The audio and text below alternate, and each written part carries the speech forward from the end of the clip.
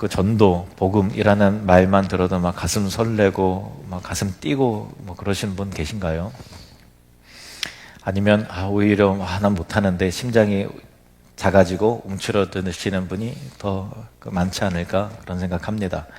지난주 우리가 사랑나는 축제 선포식을 하면서 다 박수치고 찬양하고 이제 좋아하면서 선포를 했는데, 그러면서 이게 기대감보다는 이번엔 누굴 데려와야 되냐 하는 게 근심과 걱정이 막 앞서고, 내가 과연 누구를 초청할 수 있을까라고 하는 그 두려움이 있지는 않았을까 그런 생각을 합니다. 뭐 거절에 대한 두려움도 있고, 아직 그런 거 난 못하는데 뭐라고 말을 해야 되냐 뭐 그런 거고, 내 주변에 사람이 없는데 그런 생각할 수 있죠. 오늘 우리는 그 두려움을 정직하게 인정하면서 시작하고 싶습니다. 사실 이 두려움은 누구나 다 가지고 있는 보편적 감정이죠. 목사인 저도 사실 예외는 아닙니다. 뭐 하나님이 누군가에게 너 복음 전해라 라는 마음의 감동 주시면 제가 이제 목사이면서 기꺼이 순종해야 되는데, 지금요? 제가요? 뭐 이런 좀 이게 뒤로 자꾸만 이제 밀어내려고 하는, 머뭇거리고 물러서려고 하는 그 마음이 드는 것이 저 역시 사실입니다. 하지만 우리가 꼭 붙들어야 될 진리가 있죠. 8절 말씀 보시면, 병든 자를 고치며 죽은 자를 살리며 나병 환자를 깨끗하게 하며 귀신을 쫓아내되 너희가 거저받았으니 거저주라. 복음이라는 것이 우리가 만들어내고 우리 안에 우리 스스로가 생성해낸 것이 아니라 받은 은혜라는 거죠. 거저받았으니까 거저주라. 이것이 전도의 원리입니다. 거저받았으니까 거저주는 거죠. 우리가 뭐 만들어서 줄 것 같으면 어려운 일이지만 받은 은혜가 있으니 그 은혜를 나누라 라는 것이 복음이고 전도입니다. 예수님은 제자들을 보내실 때 이렇게 말씀하셨습니다. 5절 6절 말씀. 예수께서 이 12를 내보내시며 명하여 이르시되 이방인의 길로도 가지 말고 사마리아인의 고을에도 들어가지 말고, 6절을 같이 읽을까요? 오히려 이스라엘 집에 잃어버린 양에게로 가라. 이방인의 길로도 가지 말고 사마리아인의 고을에도 들어가지 말고 오히려 이스라엘 집에 잃어버린 양에게로 가라. 예수님이 이상하다. 이방인에게도 가지 말고 사마리아에 마음이 없으신가? 좀 평소 예수님의 강조점과 좀 달라지는 부분 때문에 좀 당황스러울 수 있는 그런 본문이에요. 이 말씀이 어떻게 보면은 이스라엘 중심의 배타적 민족 우선주의처럼 해석되기도 하지만 그렇게 보이지긴 하지만 실제로 그런 내용은 아니고요. 구속사적인 관점과 또 선교적 진행 방향에 보면은 복음의 확장에 따른 우선순위에 대한 그런 부분이거든요. 그리고 또 전도의 측면에서 보면 거기는 아직 준비가 되어 있지 않았고 때가 되면 가라고 하시겠지만 지금 먼저 준비된 사람에게 먼저 가라. 준비된 그 영혼에게 먼저 가라라는 측면에서 오히려 이스라엘 집에 잃어버린 양에게로 가라라고 하는, 그곳에 준비된 영혼들이 있으니 거기 먼저 가라라고 하시는 말씀이죠. 이 본문에 앞서서 예수님은 이미 이렇게 말씀하셨어요. 마태복음 9장 37절에서 38절 말씀인데요. 한 달 전에 함께 살펴본 말씀이죠. 이에 제자들에게 이르시되 추수할 것은 많되 일꾼이 적으니 그러므로 추수하는 주인에게 청하여 추수할 일꾼들을 보내주소서 하라 하시니라. 추수할 것이 많다라는 거예요. 요한복음 4장 35절도 보시면 너희는 넉 달이 되어야 지나야 추수할 때가 이르겠다 하지 아니하느냐. 그러나 나는 너희에게 이르노니 너희 눈을 들어 밭을 보라. 희어져 추수하게 되었도다. 육신의 눈으로 이게 계절을 보면은 아직 추수철이 이르네 이런 대화를 오고 가지만 영적인 시야에서 영적인 거둠에 관해서 예수님 말씀하시는 거예요. 너희는 추수할 때가 아직 이르지 않았다. 넉 달이 지나야 될 것이다 라고 말하지만 이미 희어져서 추수할 때가 되었다. 그러니까 우리는 사람이 없는데 다 무관심하던데 다 배타적이던데 하지만 우리는 예수님의 말씀이 우리의 경험보다 진리임을 믿습니다. 예수님은 준비된 영혼이 있다. 추수할 영혼이 있다라고 분명히 말씀하셨기 때문에 예수님의 말씀이 옳지요. 문제는 준비된 영혼은 있는데 우리가 가지 않는다. 추수할 일꾼이 부족하다 없다라는 예수님의 지적인 것입니다. 11절 말씀을 보실까요? 어떤 성이나 마을에 들어가든지 그 중에 합당한 자를 찾아내어 너희가 떠나기까지 거기서 머물라. 합당한 자를 찾아내라라는 거죠. 합당한 자를, 전도라는 건 합당한 자를 찾으라라는 건데, 이 합당하다라는 단어는 악시오스라는 그 헬라 단어예요. 악시오스. 그러니까 뭐냐면은 준비된 자를 말해요. 적절하다, 준비됐다라는 것을 악시오스라고 하고, 그래서 이제 합당하다라고 번역을 그렇게 했습니다. 그러니까 복음을, 메시지를 받아들일 영적 준비가, 그 마음의 토양이 이미 형성된 사람이 있다라는 그런 거예요. 여러분도 여러분의 경험을, 여러분이 어떻게 교회에 나오게 되고 예수를 믿게 됐는가를 곰곰이 한번 여러분의 그때의 상황을 한번 떠올려 보시기 바랍니다.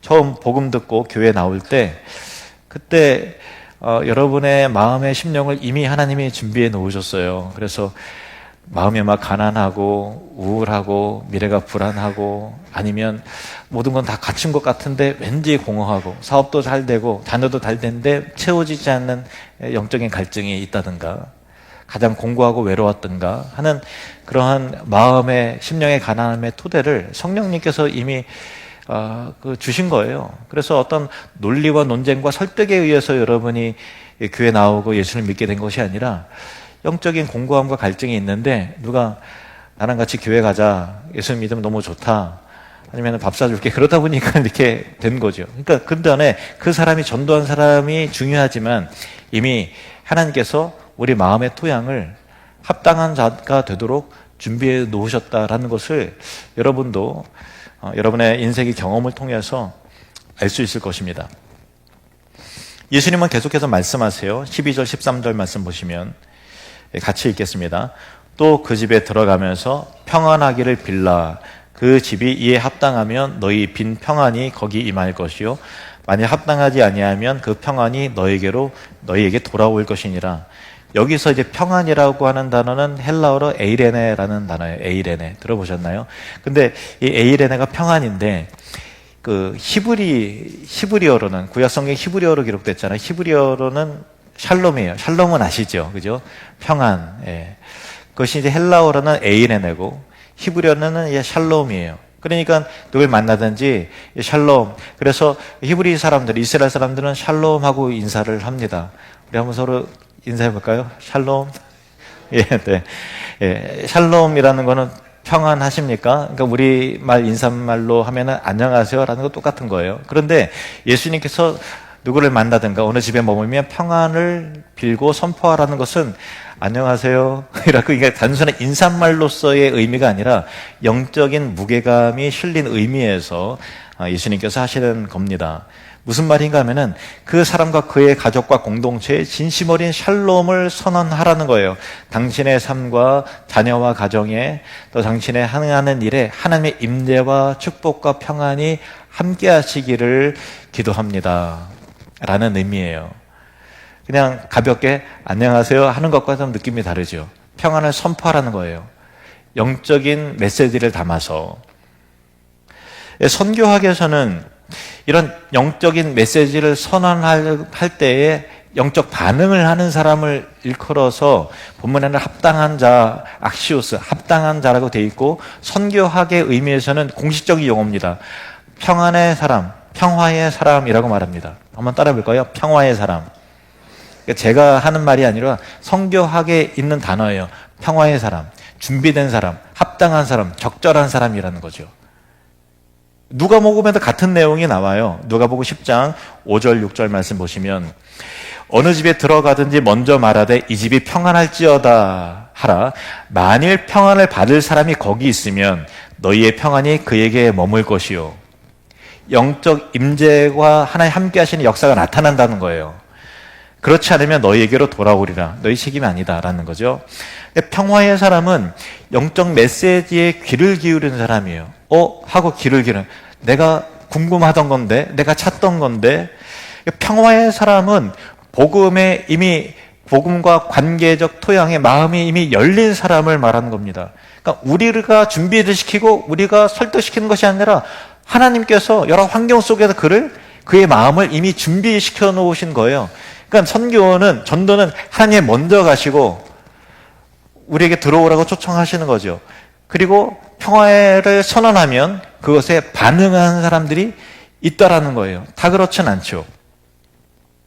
우리가 기도하고 준비하고 복음을 들고 나아가면서 그 사람과 그의 집과 그 삶에 관심을 기울입니다. 평안을 선포합니다. 영적인 대화를 시작할 때에 하나님은 준비해 놓으신 사람이라면, 그 합당한 사람이라면, 평화의 사람이라면 그 메시지에 귀를 기울이고 반응하기 시작하는 것입니다. 우리의 사명은 그 한 사람을 찾는 거죠. 예수님께서 말씀하신 전도 방법이에요. 그 사람을 찾는 것. 이런 전도 원리가 실제로 많은 곳에 적용되어 있는 사례가 성경에 많은데 그 중에서 가장 아름다운 사례 중에 하나는 사도행전 16장에 나오는 루디아입니다.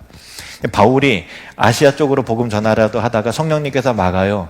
그리고 나서 이제 마게도냐 한 사람이 환상 가운데 나타나서 이리로 건너가서 우리를 도우라라고 했을 때 하나님께서 그쪽으로 가라 하시는구나 해서 바다를 건너서 마게도냐로 이르는데 지금의 유럽입니다. 거기서 빌립보 성에 이르게 되어서 처음으로 이제 복음 전할 때 반응해서 했던 사람이 바로 루디아라는 여인이었습니다.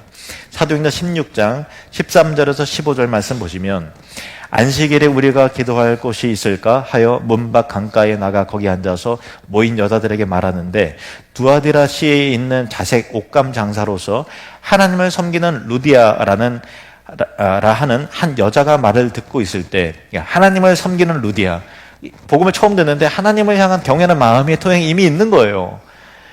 그 여자가 말을 듣고 있을 때 주께서 그 마음을 열어 바울의 말을 따르게 하신지라.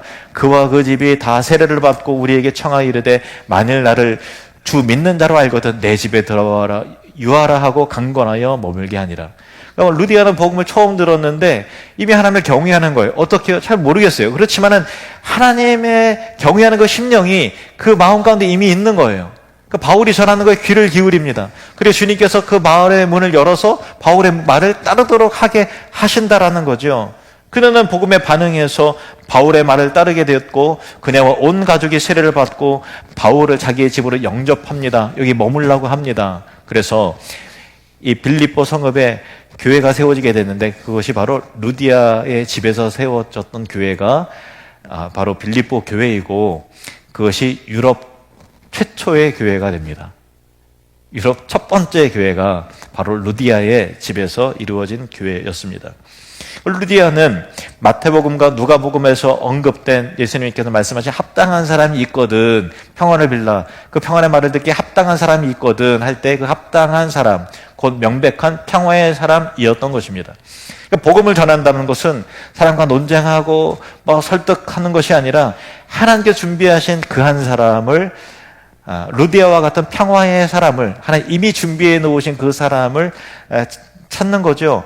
우리가 기도합니다. 그리고 만남을 이루어지게 해달라고 하나님께 간청합니다. 담대히 나아갑니다.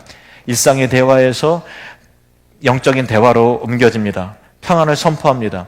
성령의 인도를 따라 움직인다면 하나님께서 반드시 우리 주변에도 루디아와 같은 준비된 그 영혼 평화의 사람을 만나게 하실 줄로 믿습니다. 우리의 사명은 그 한 사람을 찾는 거예요. 제 이제 큰아들 성빈이가 2달 전에 해병대로 입대를 했는데, 훈련에 가니까 이제 걱정 많이 하죠. 그래서 이제 주말에, 훈련 한창 받을 때, 지금 이제 자대 배치했습니다. 근데 전화가 왔어요. 그래서 얼른 전화를 받았죠. 뭐 안 힘드냐, 밥은 잘 먹냐, 뭐 아픈 데는 없냐, 교회는 잘 갔냐, 막 이런 얘기를 해요. 그러면서 성빈이가 하는 얘기가 아빠 저 전도했어요. 그래서 대단하다. 어떡해. 그러니까 그 친구가 전도해가 교회 가고 세례도 받았어요. 그리고 야 진짜 대단하다, 훌륭하다 우리 아들 그랬어요. 비결이 뭐냐 그러더니 별거 없어요. 그냥 뭐 이런저런 얘기하다가 그냥 교회 얘기하니까 그냥 따라간다고 그러던데요. 그냥 그런 거. 일상의 얘기를 하는 거예요. 그러다가 영적인 얘기로 흘러가는 거죠. 신앙 얘기를 하는 거예요. 그러니까 일상의 얘기로만 해서 전도가 되는 건 아니에요. 일상의 얘기, 그 사람에 대해 관심을 기울이는 거예요. 그 사람의 처지와 형편에 대해서 공감을 해주는 거죠. 그리고 영적인 대화가 오고 가는 거예요. 우리가 할 일은 그거예요. 그러면 나도 교회 갈까? 그래 와 가자. 이번 주일날 가자. 성빈이가 그러더라고요. 어떻게 했냐 그러더니 별거 없어요. 그냥 얘기하니까 되던데요. 그런 거예요. 가만히 생각해 보니까 사랑나는 축제 때 성도들 많이 데리고 오신 분들이 가끔 있으셨잖아요. 근데 그분들한테 비법이 뭐냐 그러면 그분들 똑같이 별거 없어요. 그냥 뭐 나눠주니까 오던데요. 그냥 그거예요. 그러니까 전도는 우리가 뭐 논쟁해서 될 것도 아니고 설득해서 될 것도 아니고 그냥 우리 주변에 합당한 사람, 루디아와 같은 평화의 사람, 준비된 사람을 만나가서 그냥 일상의 대화를 하면서 영적인 대화로 오고 갈 때에 영적인 반응을 하는 사람이 있는 거죠. 느닷없이 만나서 사랑나는 축제 가자. 그게 아니라 그 사람의 삶과 형편에 관심을 기울이고 일상의 대화를 통해서 영적인 대화가 옮겨지게 될 때 그 마음 가운데 움직임 있는 사람이 있어요. 없으면 아닌 거죠. 그렇다면 만약 그 사람이 복음에 관심이 없다면 거절하거나 냉소적이라거나 무관심하거나 애써 이 대화를 다른 데로 옮기거나 하면 어떻게 해야 될까요? 예수님이 하신 방법대로 해야 돼요. 13절에서 14절 말씀. 시작. 그 집이 이에 합당하면 너희 빈 평안이 거기 임할 것이요 만일 합당하지 아니하면 그 평안이 너희에게 돌아올 것이니라. 누구든지 너희를 영접하지도 아니하고 너희 말을 듣지도 아니하거든 그 집이나 성에서 나가 너희 발의 먼지를 떨어버리라. 발의 먼지를 떨어버리라는 것은 내가 할 일은 나의 책임은 끝났습니다 라는 선언인 거죠.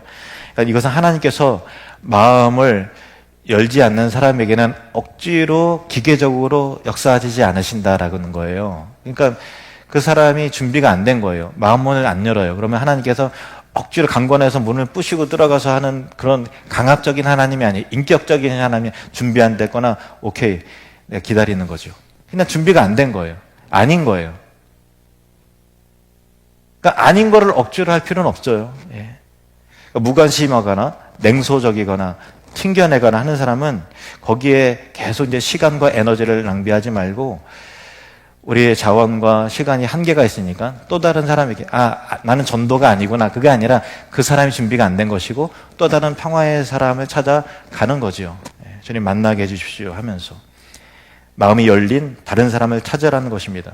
그러니까 복음 전하는 우리의 역할은 복음을 반응을 강요하고 억지로 만들어내고 논쟁해서 이겨서 설득해서 데려온 거라면 전도가 어렵죠. 우리가 어떻게 설득하겠어요? 안 움직이는 거를 어떻게 움직이겠어요? 우리가 말을 잘하는 사람도 아니고 그렇잖아요. 그런데 그냥 영적인 대화를 하면서 반응을 보는 거예요. 그러면 성령님께서 이미 준비된 사람을 찾아서 그 사람에게 집중하는 것이 예수님이 가르쳐 주신 전도 전략이죠. 이 시대에 이 전도의 예수님께서 말씀하신 이 전도의 내용을 다시 우리가 좀 회복하기를 원합니다. 그래도 우리는 여전히 머뭇거리며 전도가 두려울 수 있죠. 근데 본문 1절 말씀 보실까요? 1절 같이 있습니다. 예수께서 그의 12 제자를 부르사 더러운 귀신을 쫓아내며 모든 병과 모든 약한 것을 고치는 권능을 주시니라. 예수님께서 제자를 부르시고 그냥 보내신 게 아니라 권능 주시고 보내셨다는 거예요. 우리도 마찬가지예요. 우리에게 권능을 주세요. 이것이 병 고치는 신비한 능력이라든가 하는 것이 아니라 그럴 수도 있지만 우리에게 주신 동일해 주신 권능은 예수 이름에 달린 그 권위와 담대함이죠. 그러니까 당신에게 주님의 평강이 임하기를 원합니다 라고 할 때 영적인 무게감이 실려요. 예수 믿는 자에게는 그 이름의 능력이 있는 거예요. 그것이 공허해지지 않아요. 단 그 사람이 거절하면 머물지 않죠. 그런데 그 사람이 준비된 합당한 영혼이라면 영적 은혜가 그 가정과 사업장과 그 영혼과 자녀에 임하는 거예요. 그 권능과 권위를 우리에게 주신 거예요. 믿으십니까? 아멘. 모든 믿는 자에게 주신 거예요. 그래서 우리는 담대할 수 있죠. 주님이 나와 함께 하시고 내 입술에 내 선포하는 그 기도에 권능과 권위를 주셨기 때문에 예수 믿는 자의 은혜인 겁니다. 능력인 것입니다. 9절 10절에서 예수님 또한 이렇게 말씀하십니다. 너희 전대에 금이나 은이나 동을 가지지 말고 여행을 위하여 배낭이나 두벌 옷이나 신이나 지팡이를 가지지 말라. 이는 일꾼이 자기의 먹을 것 받는 것이 마땅함이니라. 복음을 전하는 데 있어서 세상의 자원이 아니라 하나님의 공급하심을 신뢰하라는 거예요. 우리가 말을 잘해요. 우리가 얼마나 큰 자원이 사실 있어요. 그건 아니잖아요. 그러니까 거기에 의지하지 말고 하나님의 공급하심을 하나님께서 지혜 줄 줄로 믿습니다. 하나님께서 만나게 하실 줄로 믿습니다. 하나님을 신뢰하라는 거예요. 우리가 작은 순종이지만 순종하면서 나아갈 때 준비된 사람을 찾는 것도 자원도 능력도 지혜도 권능도 하나님으로부터 나오게 될 줄로 믿습니다. 여러분, 복음을 전하는 것이 그래도 그렇게 느껴질 수 있잖아요. 거절에 대한 두려움, 내가 아직 준비가 되지 않았는데, 내 주변에 사람이 없는데, 다 예수 안 믿는 사람만 있고, 아니 다 예수 믿는 사람만 있고 등등, 해보니까 안 더 된대 하는, 그렇지만은 주님이 우리에게 분명히 말씀하십니다. 내가 너희를 보냈노라. 그리고 너희에게 권능을 주었노라. 그래서 당장 실천할 수 있는 구체적인 3가지 단계를 제가 제안을 드립니다. 첫 번째, 기도로 준비합시다. 한번 따라해볼까요? 기도로 준비합시다. 그렇잖아요. 우리 능력으로는 어떻게 하겠어요? 기도로 준비해야죠. 하나님, 매일 아침에 5분만이라, 오늘 일상의 삶 가운데 여러 사람들과의 비즈니스 관계라든가 지나가면서 만날 텐데, 일상의 대화가 준비된 사람을, 평화의 사람을 만날 수 있도록 도와주십시오 라는 것이고요. 두 번째 적용법은 일상의 대화에서 영적인 대화로 물꼬를 틀라라는 거예요. 한번 따라 보겠습니다. 일상의 대화에서 영적인 대화로 물꼬를 틀라. 이런저런 얘기 하잖아요. 근데 우리가 진심 어린 마음으로 그 사람을 걱정해 주는 거죠. 여러분 많이 힘드시지 않으신가요? 힘들겠죠. 그리고 자녀 문제 때문에 속상해하고 남편 때문에 정말 힘들어하고 하는 일들이 얼마나 많아요. 요즘 어떻게 지내십니까? 영적인 대화는 이런 거예요. 우리 선생님 정말 힘든 일이 있을 때 그러면 어디서 위로를 찾고 계십니까? 어디서 우리 자매님의 속마음을 털어놓으십니까? 그 해결할 수 있는 분은 하나님 한 분밖에 계시지 않습니다. 저는 진심으로 우리 선생님의 가정과 자녀에 주님의 평강이 임하도록 제가 앞으로 꼭 기도하겠습니다. 우리 예수 믿는 사람인데 일상의 대화 수준에서, 먹고 사는 대화 수준에서만 대화가 된다면 참 안타까운 일 아닙니까? 우리는 영적인 은혜가 있는 사람들인데 일상의 대화가 영적인 대화로 전환이 되어지고, 그리고 3번째 단계입니다. 담대히 평안을 선포하십시오. 따라합시다. 담대히 평안을 선포하라. 하나님의 평안이, 하나님의 임재가, 우리 예수 그리스도의 축복이 우리 선생님의 그 아들에게 임하기를 진심으로 응원하며 기도합니다. 그럴 때, 뭐 그러세요? 그러면 이제 준비된 사람 아니죠. 그냥 거기까지인 거예요.